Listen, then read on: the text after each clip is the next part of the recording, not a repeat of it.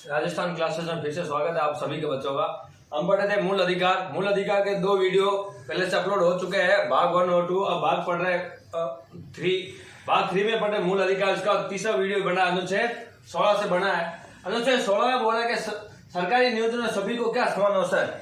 ये क्या बोलेगा, सभी सरकारी नौकरियां होती है, इनमें क्या बोलेगा, सभी को क्या मिलेगा, समान अधिकार मिलेगा।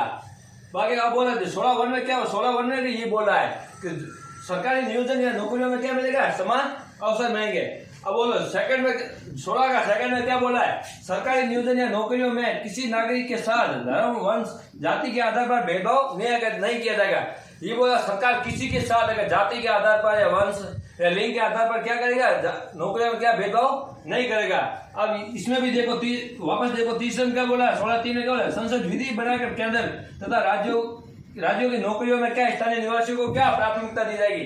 ये क्या संसद क्या करेगी, विधि बनाएगी, ऐसा कानून बनाएगी जो केंद्र और राज्य के अलग अलग जो नौकरियां होती है उनमें क्या स्थानीय लोग होते हैं उनको क्या प्राथमिकता दी जाएगी। अब देख इसमें बोला 16(4) में सरकारी नौकरियों में क्या आरक्षण। अब देख लो इसमें बोला था 16 में बोला, 16 में और 16(1) में बोला कि सरकारी नियोजन सभी को क्या समान अवसर। अब इसे देखो 16(4) में क्या बोला, सरकारी नौकरियों में आरक्षण का प्रावधान।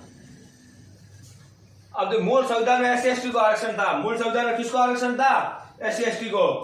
नोट लगाएंगे, ये लिख लो, मूल संविधान में SC और ST को आरक्षण। जो मूल संविधान उसमें किसको आरक्षण था, SC और ST को। SC को तो 15% और ST को तो था 7.5। SC को कितना था, 15 और ST को 7.5% आरक्षण। जो मूल संविधान था, मूल संविधान में ये आरक्षण, मूल संविधान में क्या आरक्षण था, SC/ST के पास, SC के पास था 15, ST के पास है 7.5। पर अनुच्छेद 340 इसके संबंधित आता अनुच्छेद आरक्षण का 340 आता है, जो राष्ट्रपति पिछड़ी जातियों संबंधित पहचान हेतु क्या एक आयोग का गठन करेगा। कौन करेगा, अनुच्छेद लिख लेते हैं, अनुच्छेद 340।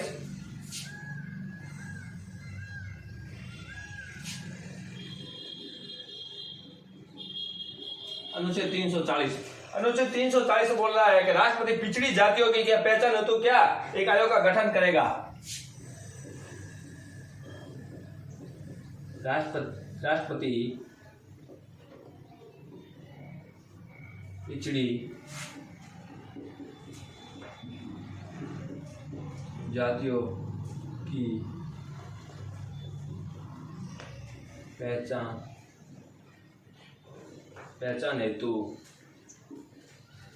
एक आयोग का गठन करेगा।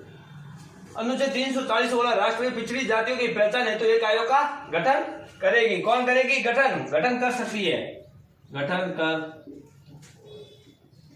सकती है। कौन करेगा, राष्ट्रपति करेगा। राष्ट्रपति क्या करेगा, अगर पिछड़ी जातियों उनकी पहचान है तो क्या करेगा, एक आयोग का गठन करेगी।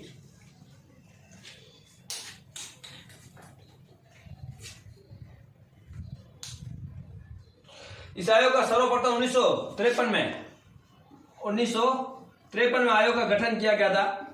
1953 में इस आयोग का गठन किया गया था। कब किया गया था, 1953 में इस आयोग का गठन किया गया था। काका कालेक्शन।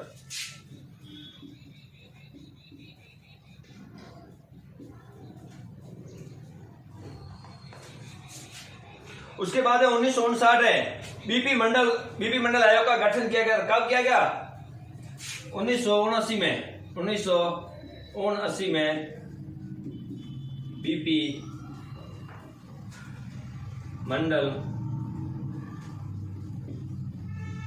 आयोग का गठन। उसके बाद 1979 में क्या गया, बीपी मंडल का आयोग का क्या किया गया, गठन किया गया।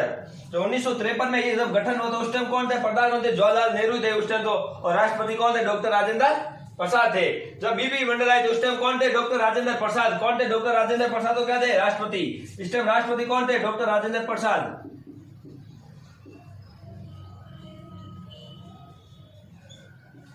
राष्ट्रपति कौन? प्रधानमंत्री कौन थे? मोरारजी देसाई। प्रधानमंत्री मोरारजी देसाई थे।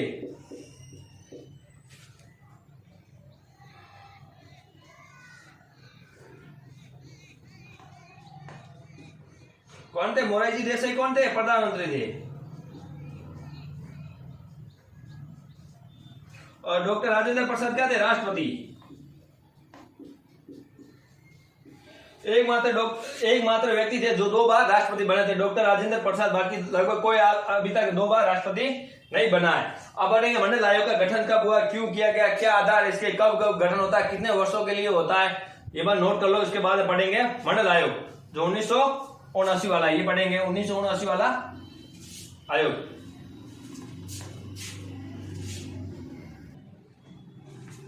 हम पढ़ रहे थे मंडल आयोग।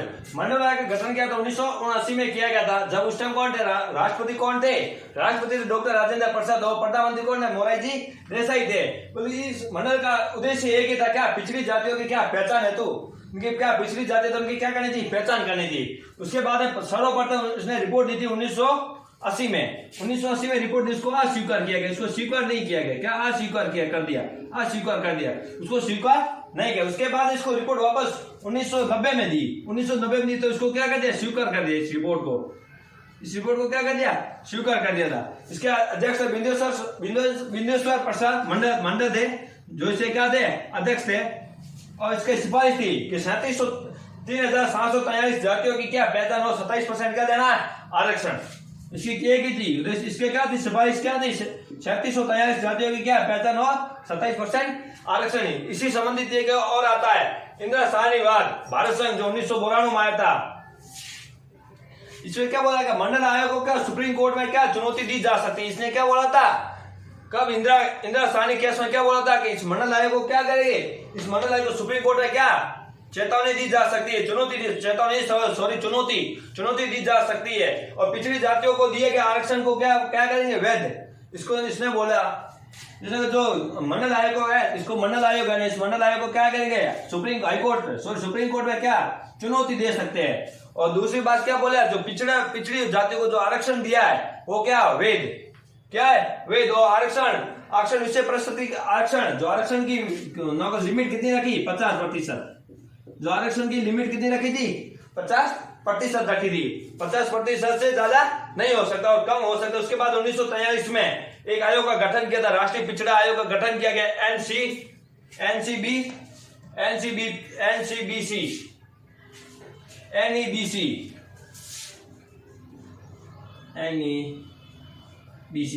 इसको बोलते हैं राष्ट्रीय पिछड़ा वर्ग आयोग का गठन किया गया था 1993 में।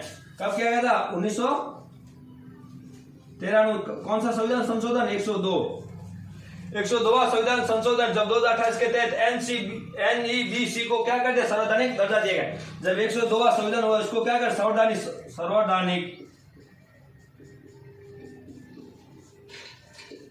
इसने क्या? संवैधानिक संशोधन। इसके 102वां संविधान संशोधन संवैधानिक दर्जा दिया गया। इसको संवैधानिक इसको दर्जा दिया गया था। इसमें तो क्या बोला था? 10% आरक्षण देंगे। किसको देंगे? EWS, जो जनरल कैटेगरी में आते EWS वाले, उनको क्या कर देंगे? 10% आरक्षण देंगे। अब पढ़ेंगे हम पढ़ेंगे राष्ट्रीय पिछड़ा वर्ग आयोग पढ़ लिया है। अब पढ़ेंगे अब इसको कौन सा? राष्ट्रीय पिछड़ा वर्ग आयोग का गठन। ये पढ़ेंगे अनुच्छेद जो 1953 में हुआ था इसका।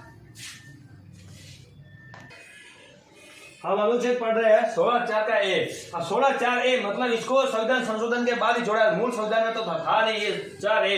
तो इसको कब जोड़ा गया था? 77वां संविधान संशोधन, 77 का संविधान, 77वां संविधान संशोधन 1995। कब हुआ था? 1995।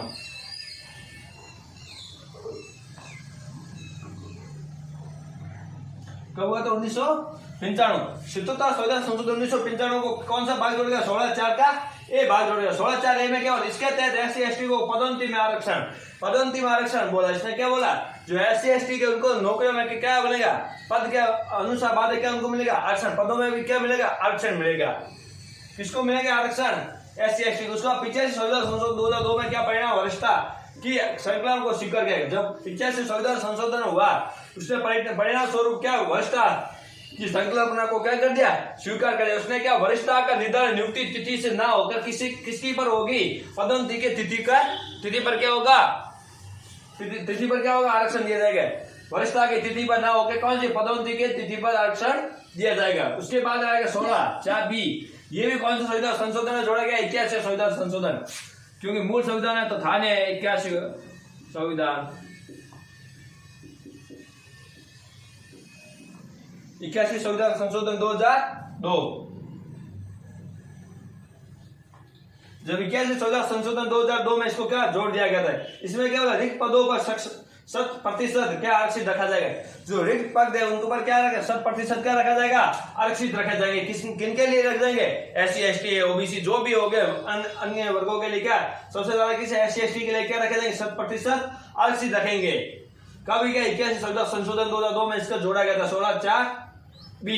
अब है 16 इसमें 16(5) में बोला किसी भी धार्मिक संस्था द्वारा अधिकारियों या कर्मचारियों की नियुक्ति में अपने धर्म के लोगों को प्राथमिकता है। ये किसी भी अगर संस्था है, धार्मिक संस्था, अपनी धार्मिक संस्था, उसमें क्या जो भी कर्मचारी है, जो भी अधिकारी काम करे, वो अपने खुद के धर्म के आधार पर क्या प्राथमिकता दी जा सकती है। जरूरी नहीं कि अन्य धर्म को, अपने धर्म को ही स्वीकार कर, दूसरे धर्म को वहां अधिकारी नहीं रखेंगे, अपने धर्म के ही रखेंगे।